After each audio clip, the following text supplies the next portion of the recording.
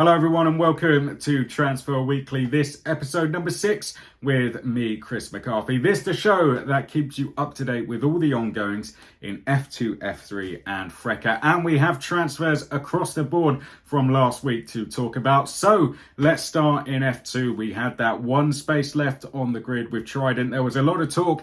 Who was it going to be that took it? And it has now been filled and it's gone to Richard Verschoor. Many people happy to see this one. I don't think anyone was out there was disappointed with the announcement. Richard was a bit of a seat filler last season in F2 where MP Motorsport and Charouz didn't do the full season, but still finished 11th overall and took a win at Silverstone. I think everyone was in agreement that he deserved his shot at a full season. And this year it has now happened. The former Macau Grand Prix winner will join Callaghan Williams over at Trident, and everyone excited to see how he gets on. So all the best of luck to him. Okay, let's move next to F3, and MP Motorsport have completed their driver lineup with the signing of Kush Maney. Kush is going to join Caio Collet and Alex Smolyar over at MP.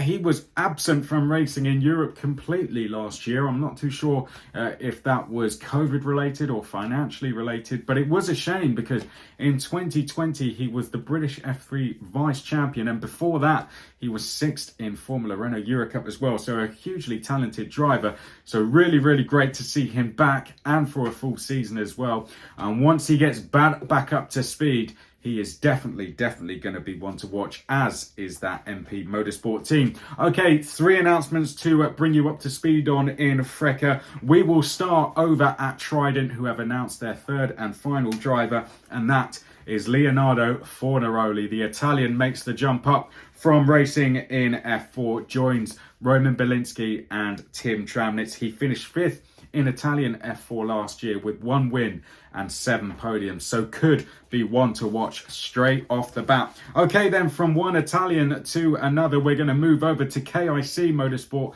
who announced 2 drivers last week. The first of them was Francesco Braschi, also steps up from racing in F4. He finished 16th in Italian F4 last year and 9th in UAE F4, and he competed in the last 3 rounds of the Formula Regional Asia Championship this year, taking 2 top 10 finishes. So he's had a bit of a head start at learning the car.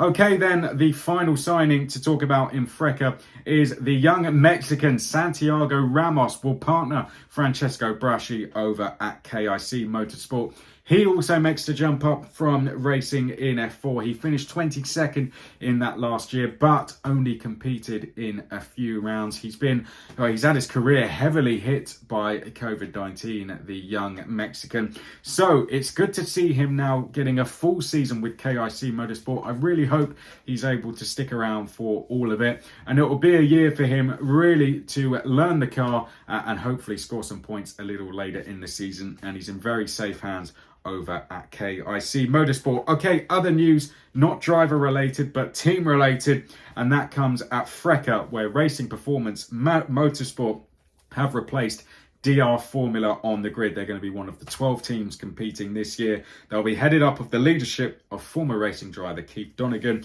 with team manager Enrico Carraro, who came out and said they're going to have 3 cars out this year. They aim to achieve important results from the very beginning. Okay, then let's end quickly with our remaining seats across the categories. F2 is now full, no more space left on the grid. F3 is almost there, 3 spots left.